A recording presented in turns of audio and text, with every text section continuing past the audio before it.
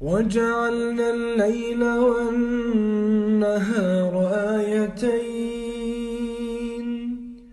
فمحونا آية الليل وجعلنا آية النهار مبصرة لتبتغوا فضلا من ربكم ولتعلموا عدد السنين والحساب وكل شيء